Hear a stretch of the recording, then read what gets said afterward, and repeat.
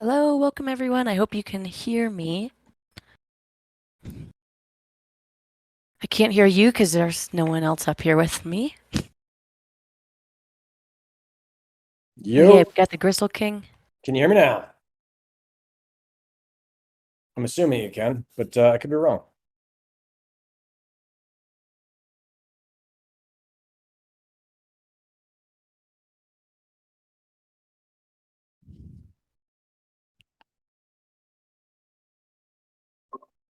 I feel like we're seeing the same faces on all of these calls, whether it's Helium or Pollen or Geonet or Anode or whatever it is. Like everybody wants to hear the same thing. The funny thing is, I was just talking to someone this morning, and they were saying that they saw across all these calls was about 15,000 people on each project in Twitter, give or Uh-huh. mind, give or take. And they're like, I think it's the same 15,000 people who are interested in all the same things. Like Yeah, wow. they're different.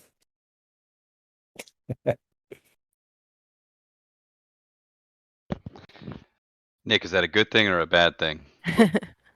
I mean, look, I think it's a good thing in the sense that there's 15,000 people interested. I think it's probably closer to 3,000 that are actually interested in building in this space. I think for those of us that have been in this for a while, this seems like, oh my God, we've been around Helium for so long and I need to find something fresh and new. And it's like, wait a second.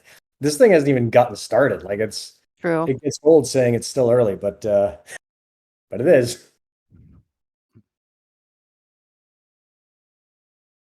What I love is that you can just say it's early up until you're like, it's too late. Yeah, that's the best part is like, oh, I told you so. Didn't you know? Yeah, totally. My parents always told me you can either be early or late. There is no such thing as on time. Yeah, there's still so much to do here too. Oh my God. It's just Yeah. not. I know, there's just opportunities all over the place. Yeah. Oh, like every phone call, it's like, oh my God, Something there's we could another do. business that I could build for the rest of my life. Cool. Yeah. Cool. Well, I still see folks coming in. Jamie, you got any dad jokes for us? Excuse me. Let me think. Oh man, my son had a really good one the other day. Oh, okay. Have I told you the pirate one yet? I don't think so. Okay, hold on. Let me make sure I get this in the right. It's kind of a text joke, but okay, we'll give it a shot. So, all right. So, I was recently broken up with. A woman broke up with me over her love of piracy, and she said, "Jamie, I'm breaking up with you. You think I talk like a pirate, and you never bought me flowers." And I told her, I do think you talk like a pirate, and I never knew you sold flowers. No, it's rough. It's a text joke, okay? It's a Oh, text it's it? joke. Okay. Is Okay, there a okay. punchline? Yeah, what's never- the punchline? It's you never bought me flowers. You have to Yeah. you have to You know- imagine it. You have to imagine it in pirate voice. Okay. You think I I was talk like a waiting. pirate, and you never bought me flowers. Okay. No, No, it was Alright. good. I'll That try was it. excellent, Jamie. You have a I'll do future better in next things month. stand-up. Yeah. I'll do better next month. No, that was good. That was good. Okay. Thanks, Oh, Jamie. you're Yeah. too kind. I know, I put you Too on the kind. spot. No, that's fine. I've been working on that one for a while, and it's not Okay. getting any better. Well, practice makes perfect. You gotta tell it more than Yeah. once on text. Yeah, true. Jameson's here. Jameson, are you giving the MCC update, or you want me to read your notes? He is JT, right? Yeah, cool. Yeah, let's bring JT up. We're gonna have John Mack, who's up here, just give us a hi, Jameson. We're gonna have John Mack give us an update on HIP 69, what changed since the last call and just where it's going. We're gonna go into just a small update about HIP 72, and then we actually have Chris here, Faribi, who's gonna give us an intro of his HIP. And then if Snipe is on the call, Snipe TR will also have Snipe give us an intro of a HIP that he has a PR open on, and then we'll give an update of HIP 75 when those authors are on. So we'll just kind of start with HIPs. Jameson, if you want to hold tight for the MCC update after HIPs. Sounds good. That sounds good. Awesome. Okay, well, cool. Let's just jump into it. Jamie, are we recording? Yes, ma'am. Okay, awesome. Awesome. Did we record your awesome dad joke? Unfortunately, yes. Okay, good. No, the people need to hear that. So let's just give it away to John Mack. John, if you want to just give us an update of HIP 69 and welcome everyone. This is the Helium community call. Absolutely. Thank you so much, Valerie. Thanks for having me. So just a quick update regarding HIP 69. And I did update the entire HIP on GitHub accordingly. So now it's completely exactly how it's going to be as is.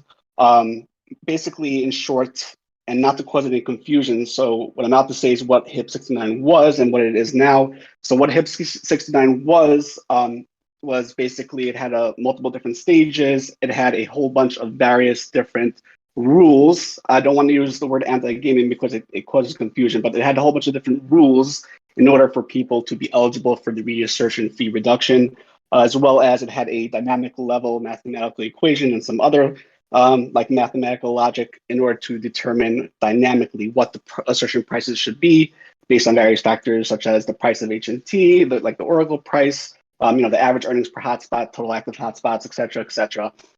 We have since broken it down to a very simple one-step, what it currently is, which is simply to just reduce the assertion fees by half from 1 million DC to 500,000 DC, and that will be immediately upon the transition to Solana for 3 months.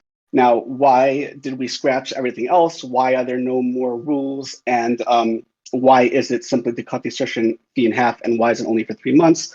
To answer all those questions, in short, it's pretty much because we've realized that once the transition does occur and we're using oracles, then the things such as the rules to prevent people taking advantage of the fees, the dynamic level, mathematical functionalities and whatnot will be a lot simpler, like when we're dealing with oracles.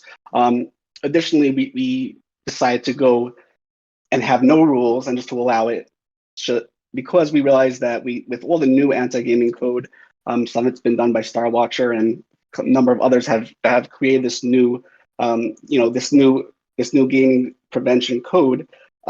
It just needs a lot of data. The code needs a lot of data in order to be able to catch all these people who are location spoofing or not asserting correctly or whatever the case may be. So we said, hey, why don't we just let everybody, including the people who are spoofing locations and whatnot, get this reassertion fee reduction, so that we have a lot more data that the code can catch. Obviously the price of HNT and the cost of what it costs to a hotspot's location it's a tremendous amount, relatively speaking. So all that combined, we decided that we're going to just simply do the reassertion fee reduction for 3 months, beginning upon the transition, and that's full stop, period. Now, after that, once that's done, once we've migrated to Solana, once we have the oracles, once the 3 months has been completed, at that point I'll need to rewrite a new HIP. And at that point, we'll know which of the rules that we've made are still relevant, what needs to be changed, what needs to be added, what needs to be removed, as well as the mathematical functionality for like a permanent, ongoing, dynamic level, factoring of what the assertion fee cost should be.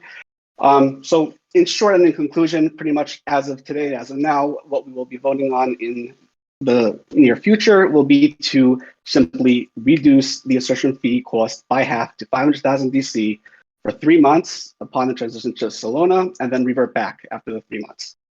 And that's pretty much the update, Valerie. Yeah, awesome. Thank you, John. And just a shout out to John, and you got the shout out too from Ed. Great job on hustling with the comms with the vendors, just making sure that vendors are aware of kind of this change, if the HIP passes, and that they're ready to make this update on their end, so that any hotspot you have, gets the reduced fee. And yeah, John did a lot of work there, so thank you, John, on that too. Absolutely, and thank you, Valerie, for all your help and all your assistance, and even with the contacting the vendors, I couldn't have done it without you. And Awesome. Thank you so much for all your help, and all the vendors that we emailed, pretty much all of them, but there's the email, at least the top ones, and almost immediately within 24 to 48 hours, almost all of them have replied, and very eagerly and exciting and happy to do any potential necessary work. It's funny, the one feedback thus far that I've gotten in terms of like a question, a follow-up to the email, besides for just a confirmation that they're happy to do it, was the question of why don't we keep this permanent? Why don't we keep the assertion fee reduced to 50% permanent? And the answer to that is really because of a number of factors. First of all, we do want it to be dynamic. We don't want it to be set 50. I mean, 500,000. What if the price of HT does rise? There's just 1,000 what ifs. So that's why we do want it to be dynamic and not just a permanent 500,000. We also do want there to be rules. Once we've gotten all the data we need, once we have the oracles, once we have the anti-gaming code and everything is there, we do want to reduce, people from taking advantage of the fees. We do want to reduce the economical effect of burning less HNT has. And that's the reason why it won't be permanent as it is right now and why we're burning it back after 3 months. Awesome. Yeah, good summary. Yeah, and the vendors they were all super excited, ready to do some work. So glad we got that done. Okay, well, thank you, John. Yeah, I think that was a good update. If anyone still has questions about HIP 69, you can put them in the HIP 69 channel. And of course, go look at the GitHub issue ticket for the full text of HIP 69. And we do have HIP 75 open for voting. So we'll just kind of wait until HIP 75 is the voting's closed, and then we'll open HIP 69 just so you don't have to worry about voting on 2 HIPs at once. Awesome. Thank you, Val. Yeah, thanks, John.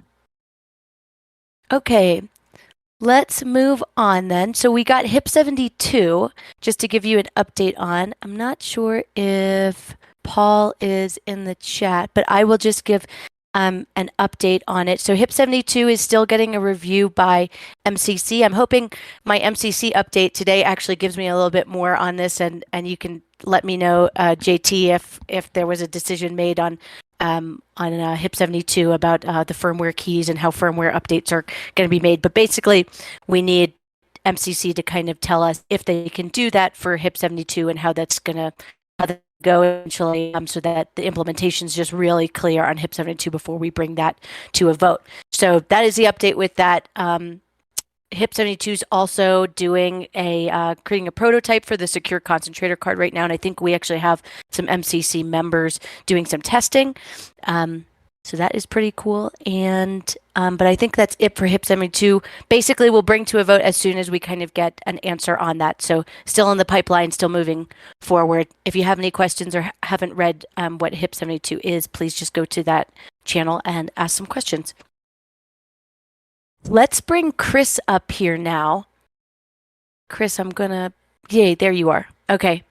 So Chris just submitted, for context, Chris just submitted a PR for a HIP that is changing the linear lockup curve. I'm definitely butchering that, but it's changing the curve for VEH and T and the subDAO tokens. So I have not read through it. So Chris, I'll let you give the intro of this, and yeah, let us know what this HIP is. And it's just a PR right now, but we'll get it up and out into an issue and a channel after the community call. So Chris, take it away.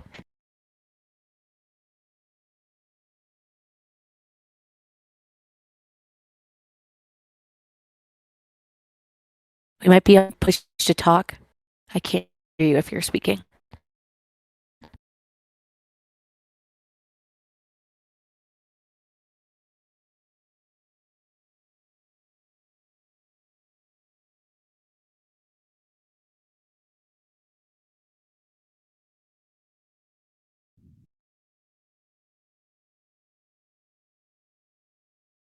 Chris, a second.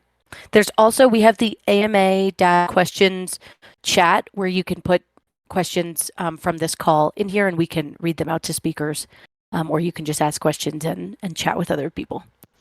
So let me see, do I have audio here? Oh, I can hear you now, but it's pretty low. Let me try again. Here, how's that? Oh, yeah, way better. All right, sorry about that. So this is a new idea. It's just popped up here. So we don't have anything published yet, but you can see the PR on the HIP 70 channel. I just posted it there. Anybody who has a chance, go over to the HIP 70 channel because we have a fancy diagram. This just came up the other day after the last Solana report from NOAA, and we're dealing with the curve of how VEHNT depends on the amount of HNT you lock and the duration for which you lock. So this is locking HNT to get VEHNT for governance, which is similar to the way you can lock HNT now and stake it to a validator, though the details are a bit different. And HIP 51 specifies it with a lockup curve. If you look in HIP 51, you'll see a curve that describes how the multiplier of how much VEHNT you get from your locked HNT depends on the duration. HIP 51 says if you lock your HNT for 6 months, you get 1 VEHNT for each HNT. And if you lock your HNT for 48 months, you get the maximum of, let's see, I lost you. You still have me on? Did I lose audio? Yeah. Nope, we can hear you. Oh, sorry. I seem to have lost audio. No, we can hear you, dog. You're coming through loud and clear. Can you hear me now again? Mm-hmm. Oh, Yes. okay, sorry. Anyway, so if you lock your HNT for the maximum of 48 months, you get 100 VEHNT per HNT. So that much is clear in HIP 51. Now, talking to NOAA, it turns out that that's the lockup curve, but that's not the decay curve due to implementation issues with the libraries he's using, and also due to the way it's defined in the Curve protocol, which they're using as a basis for all this. So as a result, it's a bit confusing, but if you can check the chart I posted in the HIP 70 channel, that might make it clearer. So what happens if you lock your HNT for 48 months, you get 100 VEHNT per HNT. And then if you start cooldown, it decays. And it'll decay to 0 when the 48 months are up. So after the end of 48 months, you have 0 VEHNT, but the decay is linear. And that means that after 42 months, when you have 6 months left to go on your locked HNT, you actually have 12.5 VEHNT. So the amount of VEHNT you get is not just dependent on the duration, it's also dependent on the history. And I think that's very confusing. And NOAA tells me it's also pretty much a pain in the butt to implement. So we discussed this, and the new proposal is we change the lockup curve. We remove this special case that if you lock for 6 months, you get 1 times HNT as VEHNT. And after that, it's linear, but when it decays, it's linear all the way. And this stuff isn't really fully specified in HIP 51. So on the one hand, we're just making it more clear. And on the other hand, we're simplifying the curve. And of course, this has some effects like validators that get rolled over into 6-month locked HNT won't get just a multiplier of 1 VEHNT per HNT. They will actually get 12.5 as their multiplier. And if you look at the details, I think it's actually also more equitable. But in particular, it's a lot simpler and it avoids some very, very weird edge cases if you get into it. Like what happens if you have HNT that's been cooling down and you lock up for an additional period, you might actually have less VEHNT than you had before, and various other strange things. So this is all very technical and only of interest to people that intend to lock their HNT to VEHNT. But of course, we hope lots of people are going to do that. So check it out. And of course, this is just the first draft, and all kinds of suggestions are welcome. If we go farther with this, we'll probably have our own HIP channel and bring it on. So maybe, does anybody have any questions?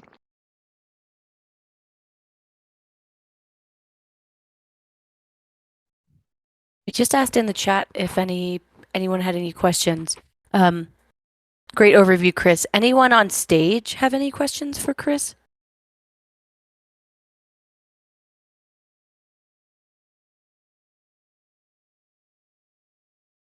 So let me see. Further questions, no? Or go. What'd you say? No further questions, Your Honor. Okay. That's good or bad. I'm not sure which. Yeah, I think it's just wrapping my head around it, and that's Same. usually the thing is it's like, all right, make sure I understand this thing first and how it's supposed to work and what it's supposed to do, and then see if there's anything that kind of comes up for me as a pretty normal dude trying to understand these complicated things. Same. Well put, Nick. Siegfried has some good comments. I won't read them, Chris, but Siegfried does have some good comments here in the AMA question, so I'll let you go and read those. I guess, and then Siegfried has a question for everyone. I guess I won't read it because it's not. I don't think it's a question for Chris specifically, but maybe it's a good question for a discussion point. Okay, cool. Well, thank you, Chris. All right. Thank you. Awesome. Hope to hear from you all. Yeah, absolutely. So I do see, Sasha, I see you're up here. Let's bring you up to give an update about HIP 75. And I know Boris hopefully will join in a few minutes. Thank you. Yeah, he should be joining in about 10 minutes. Cool. So I think the major update, and we apologize to the community for not catching this earlier, not really doing our math to make sure how the proposed changes to emission schedule affect the total supply of mobile tokens. So we did the math, and so the total was a proposed change. The total supply would be diminished to 200 billion mobile tokens, and that's what we have updated the HIP with.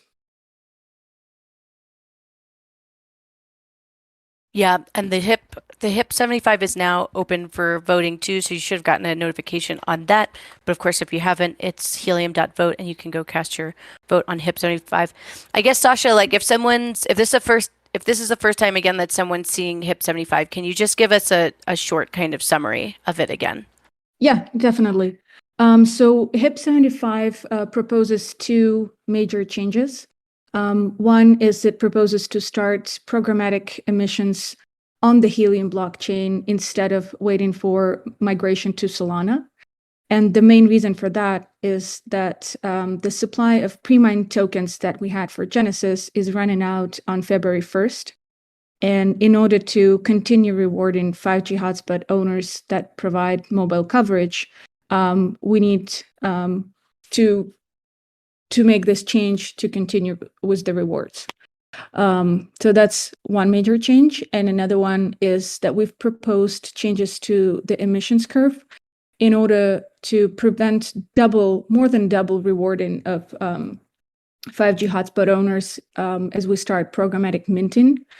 So we propose to change it to continue as the current rate of rewards at approximately 3 billion per month. This is what we currently have starting from the beginning of the Genesis.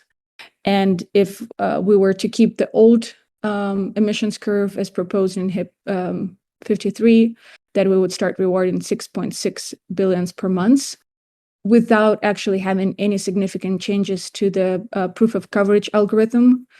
And we think that emissions schedule and rewards should be aligned with the technical development of the POC.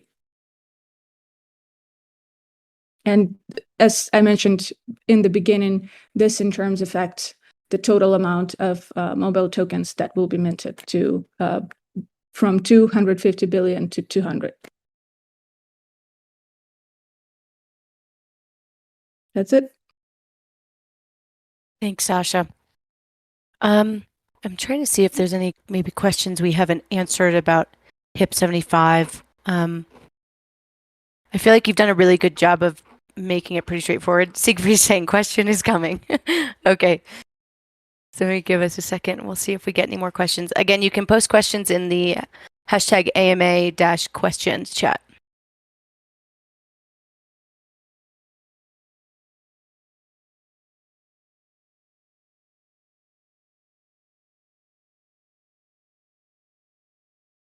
I guess we're getting a question from Siegfried. Would it be good to shorten the voting period? I guess this is the voting period of the open vote, Siegfried? Like the...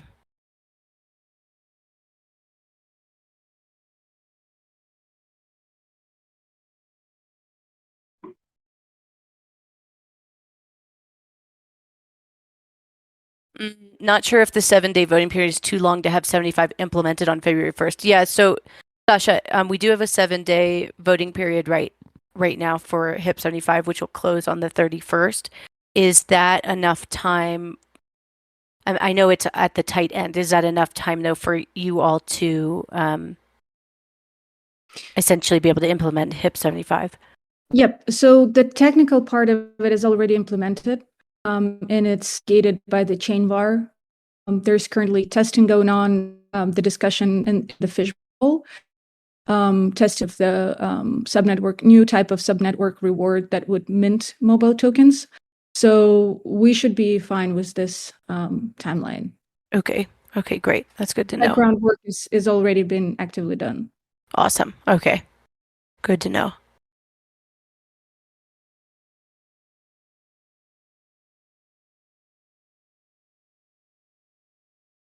Well, Sasha, it might be a quick update, and we can bring you back on it if Boris wants to say anything when he gets on the call. So let me know if you guys want to come back up and talk about anything else. But it looks like we don't have any more questions, and folks can just ask questions in the HIP 75 chat. Oh, actually, Mm-hmm. one question is here. If the funds are running out, why not issue less funds? Won't demand be there anyway to make it worthwhile? If less rewards are going out, rewards are worth more if there's demand for it. Does that question make sense? I'm not sure I understood the.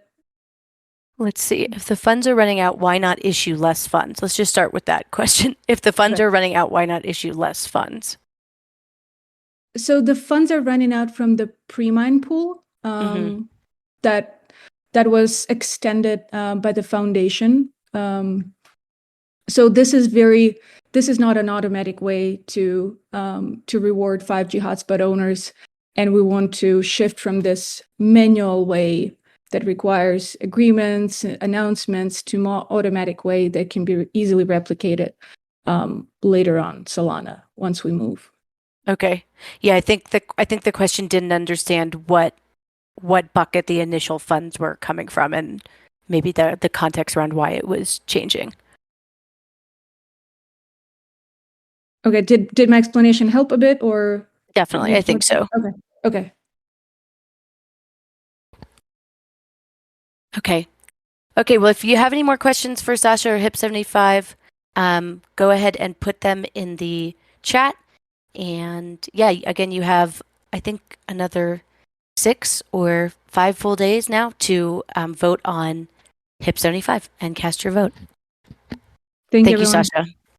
Thanks.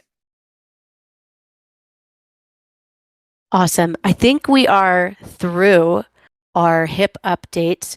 We do have another HIP PR open from a user named SnipeTR, and it's about using the extra computing power for scientific research. I don't totally have my head wrapped around it yet, but maybe someone else can go in and give some feedback on the PR. You can always make some comments and give feedback before it's in an issue. So yeah, go and look at that. But let's get the MCC update. So JT, thanks for joining us, and you have the floor. Sure thing. Hi, thanks. My name is Jameson Buffmeyer. I serve as an observer on the Manufacturing Compliance Committee, a volunteer-led committee governing advising OEMs on how to build new equipment for the Helium network. And I'm joining today to provide an update on some of the current decisions and work before the committee, including light hotspots, a decision about whether to implement listen before talk, and our work on secure concentrators.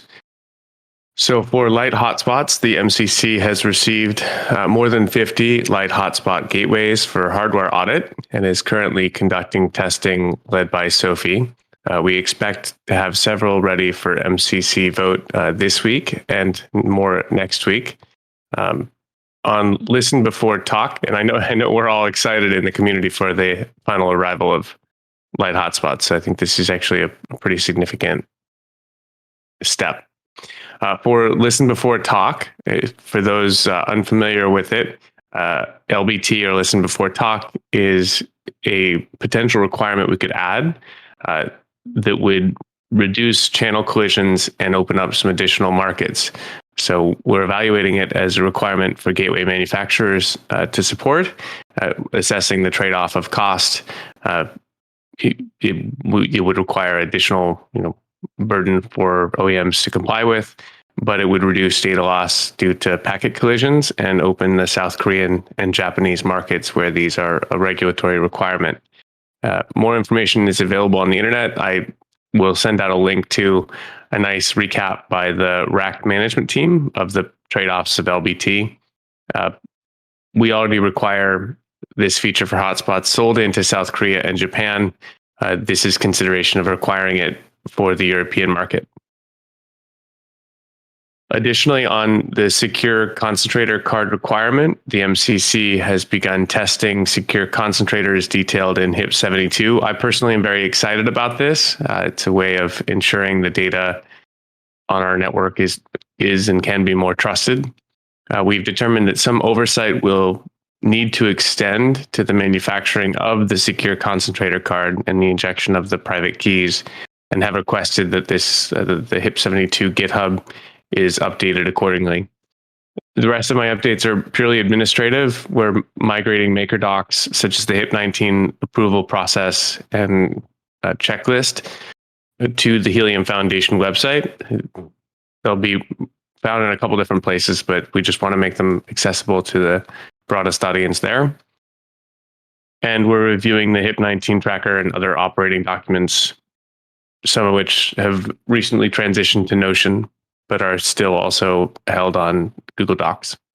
So that's it from my side. Always happy to engage with community members one-on-one. Awesome. Thanks, Jameson. Can I actually ask a question about two things you said? I may have an answer. Okay. Well, so the listen before talk, why does this not, what was the barrier of not having some kind of listen before talk policy to let us get into the South Korean and Japanese markets? Can you explain that context? I don't understand that as a policy. Yeah, so my understanding is LBT is not adopted as a core feature of the LoRaWAN protocol. It's an optional feature. There are benefits to implementing it in that it will reduce channel congestion. So basically, devices are not allowed to broadcast unless they receive a transmission. And for why it wasn't considered en masse, I mean, there are many, many derivatives of LoRaWAN, and there are many nuances that can be implemented and are at the discretion of the host of the LoRa network service, the LNS. And to date, this has not been one that was required by the community. But if we standardize against it, could reduce congestion and open up markets where it's a requirement. So I don't know if I answered your question or just reassembled the words. That helped a little bit. I'm just interested why those markets, like South Korean and Japanese markets, are that's just a policy there that if you don't have it, I'm just interested, I guess, in the politics behind it. Together with you, I believe it's probably because they have incumbent users of their equivalent to the ISM band. So in North America, we use the 915 or centered on 915, and I think it's 902 to 932 megahertz. And we call this the ISM band. It stands for industrial, scientific, and medical. And so if you're near a hospital, it's likely that there are devices using that spectrum.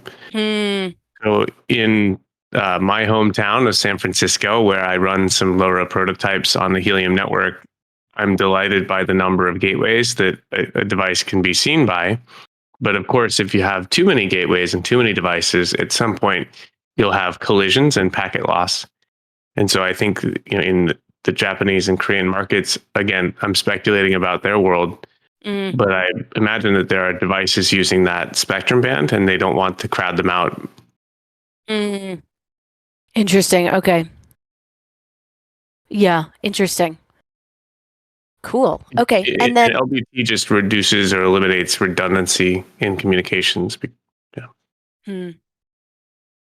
Okay, interesting. LBT. And I see some others from the MCC if they want to contribute to the conversation. Please raise your hand. We're happy to bring you up. I guess another question about light hotspots, and I've seen this go around the community, so this is kind of where that question's coming from. When we migrate to Solana, do all hotspots become light hotspots, or how is this initiative different?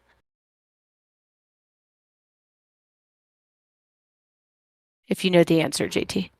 Yeah, I'm thinking through it. I Okay. don't have a definitive answer for you. I mean, there is some processing that for proof of coverage on the devices post migration is my understanding, but we might be beyond my depth there, so I wouldn't want to give any concrete.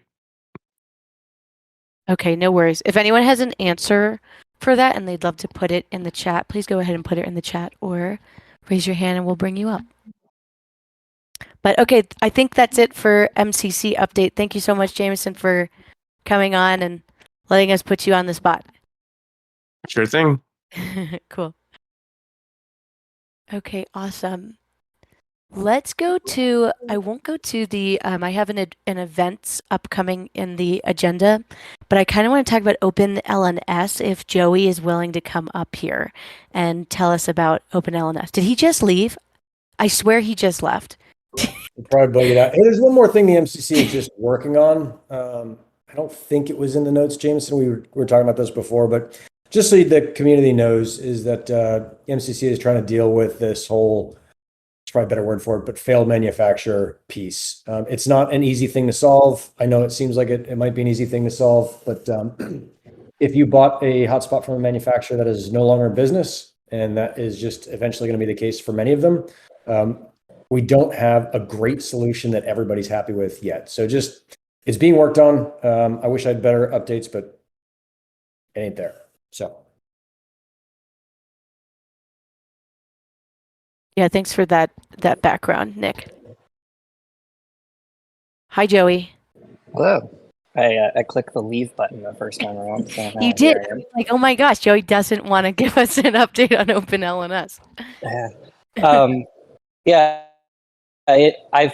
I'm sort of racking my brain for the things that I've talked about and the things that I haven't. But for anyone not familiar, the concept behind OpenLNS is that the Helium network becomes a much easier platform for LNSs to integrate with. And so what is an LNS? That is what we know as console.helium.com today. If you're sort of familiar with the LoRaWAN space, you've probably seen like the Things Industries or what we like ChirpStack. Some of these other platforms are the system that your LoRaWAN device communicates with in order to transfer data over a LoRaWAN network. So OpenLNS is exciting for us because it is the promise of the ability to bring a lot more operators into the network. So this is going to make it much easier for anybody to come in and set up their own version of console. You don't have to do sort of a multi-tenant solution like we currently serve today. You can go and run your own dedicated instance, sort of run everything the way you want. ChirpStack is a really exciting piece of software that we've been rallying around in terms of supporting it out of the gate. And it's totally written in Rust. It's like a nicely maintained project, and we're in sort of close communication with the maintainer there. This also opens up a ton of opportunities for our community members to start offering multi-tenant services. So we're seeing a couple of folks. I won't call anyone. Well, I know Paul, Disk91 has been really public about his offering, so I'll point his direction. So heliumiot.eu is going to migrate all of the users they currently have, and be able to support new ones as they do this migration. But we expect to see a lot of other community members sort of jump on board in that same capacity. And this also makes things like roaming easier. So this is all a big outcome of HIP 70 and in the interest of growing usage on the network. I know that went all over the place. I'm ramping up the coffee, but I haven't eaten food yet. So get the raw version. No, that was great, Joey. Thank you. I guess I have one question on it. So Please. do I need to run, like if I have my own devices, like I have like a few devices or something like in a storage unit and they're sensing humidity and movement or whatnot. Do I have to run my own instance of ChirpStack, or like me as a user with one or two devices, like what would be the best path for me to get those devices up and running within this initiative? So if you're running one or two devices, it would probably be way overkill to go and run your own instance of ChirpStack. And we probably wouldn't necessarily recommend that unless it's something that you're just really excited to go do and learn. And in those scenarios, that's where you would probably want to go to Disk 91 and use his service or one of the other sort of public LNS offerings. I think Parley Labs has sort of talked about their ambitions to deliver there as well. So that, it's another one that I've seen in the space. But then also a lot of like device manufacturers are doing this as well. So if you bought your sensor from a device manufacturer who is doing this integration, you could probably just use the app that it is supported in and tell it to use Helium, and all of that stuff's going to happen sort of behind the scenes for you. Okay, makes sense. One thing that I will add that we're sort of, excited to pursue is just making it easier for developers to jump in.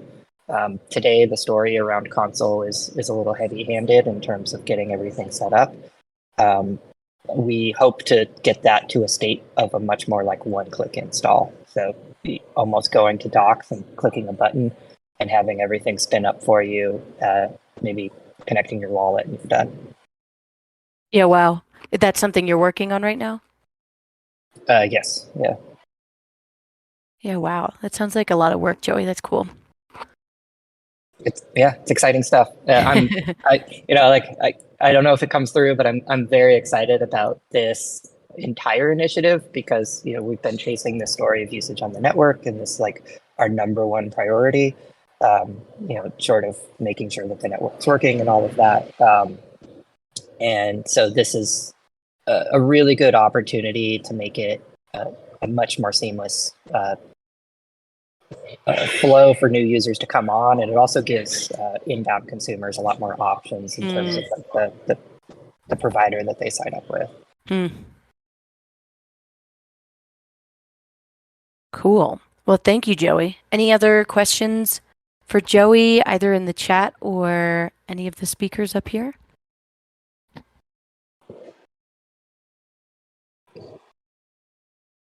If we're good, then we'll let you go, Joey. Thank you so much. Yeah, absolutely. Awesome. Okay, how are we doing on time? 43. Okay. So we did want to give an update about VEH&T and voting power. I don't see Noah here, though, so we might skip that one and we'll come back to it. We are doing the Solana transition AMAs, though, where we typically give these updates also. So since we didn't do it here today, catch it on the Solana transition AMA tomorrow. If you're not able to catch those when they're happening, we've been putting a kind of TLDR of them in the Solana transition channel under the governance category in this server. So you can go and find those there. Let's then, I have an update from Karishma on console and deny list. She's not able to be with us, so she gave me a doc that I will share with you just to let you guys know what is going on. But I'll read this for you as well. So In December 2022, a trust score algorithm was used to detect spoofing hotspots. This algorithm is based on graph data, including data from the hotspot witness graph, the witness SNR and RSSI graph, and the witness RSSI versus distance graph. The trust score compares these graph metrics to a sample of known gaming hotspots from the deny list, as well as a sample of known legitimate hotspots to determine the relative legitimacy of the hotspots. So batches of these hotspots were sent to the deny list, and that was added in December. The batch had a false positive rate of about less than 1%, and minor improvements were made on January 12th for the next batch of 20,000 hotspots that were added. So unfortunately, the false positive rate of these hotspots has been higher than the first batch, and there are known errors that have been caught since. For example, the algorithm did not integrate the Australian and New Zealand frequency change. And so the algorithm has been improved and reworked since then. And as they learn more about its sources of error, they continue to kind of update this. So what they're doing now to maintain this, the deny list maintenance process is a manual process that was previously run by a finite amount of volunteers. Recently, they've had an urgency to increase and train a team of reviewers, optimize CrowdSpot, and create new tools to quickly process deny list hotspots. So they've gotten a ton of new community volunteers, which is awesome. And they've been working since January 12th to improve the efficiency of this process and deal with the backlog of removal requests in CrowdSpot. So last Friday, they were able to grow the team of reviewers. And again, they've gotten provide them with more tools. A team is currently learning how to accurately review removal requests and is ramping up the amount of requests they've processed. So just to let you know that that's what's ongoing with CrowdSpot and the deny list. And the next steps are throughout this week, they will continue to provide reviewers with as many resources as needed, as well as to work on growing the team. They are also working to provide the community with these same tools and bring more clarity to why hotspots were detected as spoofing. We've gotten a lot of, I don't know how many people are getting personal DMs about being taken off the deny list, but I've been getting them myself as well as seeing them come through the HIP channel. So they're working to clarify too, how to remove your hotspot from the deny list and provide access to historical data for CrowdSpot, graph metrics, and trust scores for submitted hotspots.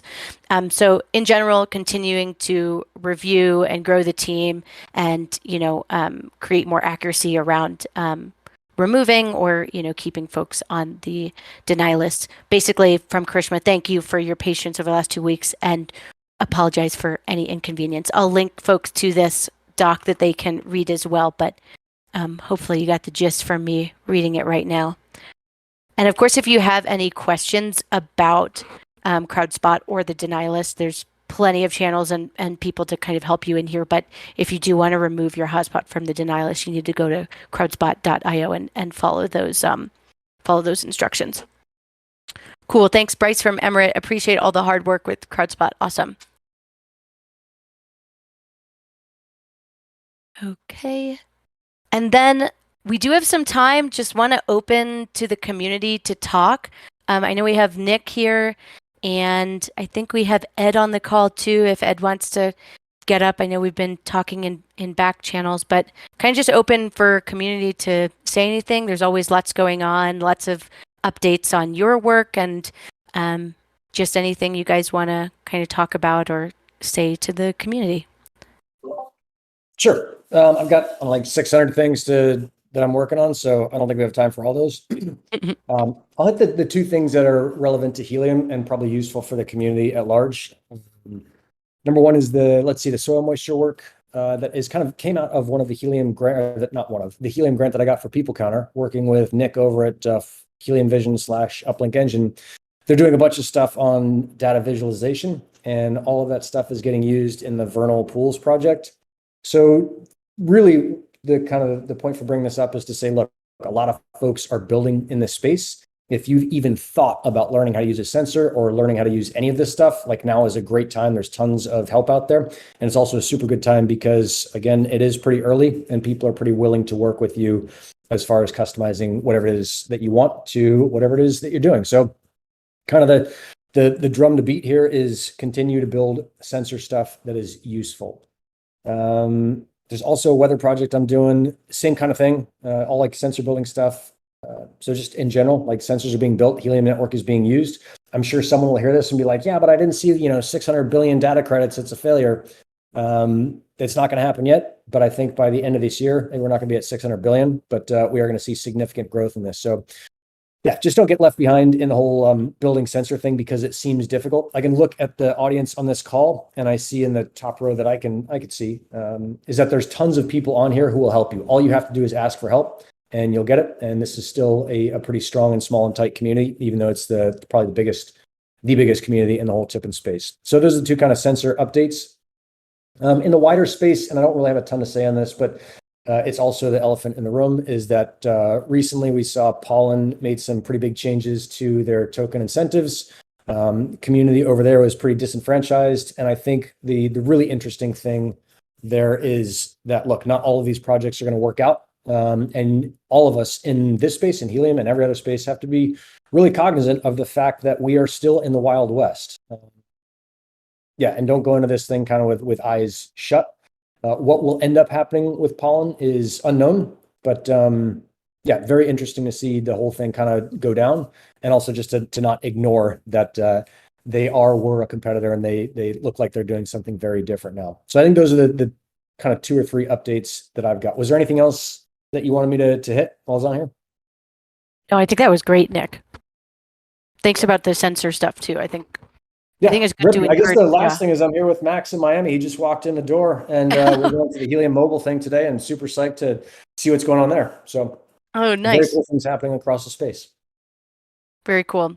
Any other events you're doing or like, anything else you're hosting that we should know about? Actually, as of this morning, looks like I'll be taking an integral part in the Ibiza Smart Island thing that is going to be called the Tip and Point, and that will be in October over in the island of what I would say Ibiza, but the way they say it is Ibiza off Spain. Yeah, wow. And I think that's going to be the first big, tip-in focused event that the world has ever seen. Pretty sure they're going to be selling tickets. I'm pushing for those tickets to cost dollars and not nothing. But there's a ton of really cool stuff that we're going to see coming out of there, including what it looks like is pretty obviously I'm going to push for Helium to be there.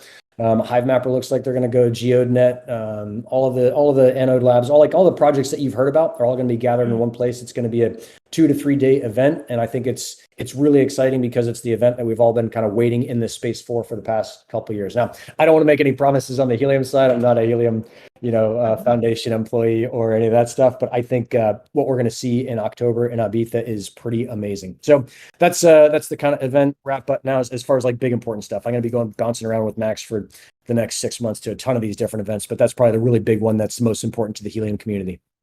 Nice. Yeah. Do you have a like a website for that yet that we can post in the community call agenda just so folks can go back to it? Is anything up yet or is it too early? Point.io, but that's pretty early, and you may just see like a page that says, hey, this is owned by someone else. So nothing yet, but by the next community call, I'll definitely have something, and I'll put this stuff up on Twitter as soon as we have something, because we'll be putting a form out there to sign up for tickets and all the rest of it, and sponsors and blah, blah, blah, all the usual stuff. So cool. Yeah, stay tuned. Okay, awesome. Thanks, Nick. Sure. Oh, there was one last thing. It's pretty exciting in my personal world, but I also want it to be an exhortation for all of the rest of you on here. So we got 75 folks on the call. There's another couple hundred that will listen to this. Is look, you should be building in this space. Do not miss this opportunity. When I talk about Max and I working, we've started up this Golden Hawks consultancy for all these different blockchain and meat space projects. We've been helping a bunch of them out. Like anyone in here, you can build in this time. This is your time. Like, do not let this thing pass by. Do not be the person that just watches this and like, wow, that looks like a good opportunity. Maybe I'll do it next week. Like, do it right the fuck now. That's all I got. I love it. Cool, Nick. Thank you. You're welcome. That's all from Miami. Hey, what do you got, Todd? I'll just double down on that sensor message. I am attempting to do my own as well. You can follow along at my YouTube channel. Short commercial there. It is an open source idea. So if you're interested in helping out and either helping me just figure out and pushing me over the hill, as it were. I would appreciate that. Okay, so that's it for sensor. Oh, I guess I've already talked about it on my YouTube channel, but the sensor idea is a dangerously occupied car. So think of like a very, very hot car, and then it issues a warning or an alert. So that's the idea. Would love to have community's support in help doing that. So, okay, on to the next topic. Regarding just that news from Pollen, I just want to reiterate the need for different governance lanes. If we don't know how to handle urgency as a community and bad news, it will eventually find us. I'm not intending to FUD here, so please take this as a huge caveat. But if Helium were sitting on similar types of news, how would you want it to be given? If we build in agreements now, on that will help us prepare for these situations later. So decentralized wireless absolutely has to be anti-fragile. It's an imperative. So I want to reiterate what Joey tweeted out earlier as well. Helium governance prevents unilateral changes. The votes need overwhelming 2/3 approval. Helium will continue to build community-built and owned networks, and Helium Mobile bring POC and data transfer to the mobile network. So before Helium Foundation was the Helium Foundation, it was DY. So we must consider this, especially as leaders in this space. I personally believe that it's in his best interest for Pollen to continue, but that's just my little opinion. So I want to encourage community members in both the Helium and Pollen community to put their heads together and if warranted, nothing else, to engage in good discussion, debate, to continue building the largest decentralized wireless network in the world, to build something that will be our legacy. And that's it. Awesome. I think those are all good notes to end on. Good motivation. Keep building. Go build in this space from both Nick and Ed. So cool. Thank you both. Does anyone else, any other community members want to speak? Happy to bring you up. Tell us what you're doing. Give us any updates, any events people should attend, any help you want to provide folks if they're starting to build or learn. Or you can post, of course, in the AMA questions chat.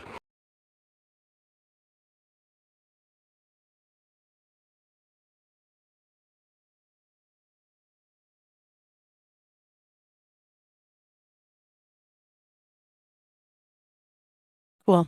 Okay. Well, if we don't have anything, thanks everyone for your time. Really good community call. Thanks for joining. Of course, we have the community calls every month. We'll have another one at the end of February. This was the first of the year. I think it went pretty well, if I don't say so myself. Jamie, of course, will need really good dad jokes for next time. This one was pretty good, though, too. Yeah, always happy to moderate. Far too generous. Yeah. I mean, I laughed. I think if you get laughs, like we're doing something well. So it's Helium like Comedy Club. Yeah, Terrific. Helium Hey, Comedy Club. Yeah, I got to bounce. Super good to talk to you guys. I'm fired up. So I'll catch you guys Awesome. next time. Thanks, Nick. Thanks, everyone. Agreed. And Always a pleasure. Thank you, Valerie. thank you, Jamie. You can find the recording, notes, all of it in helium.foundation/community-call. And yeah, have a good rest of your day.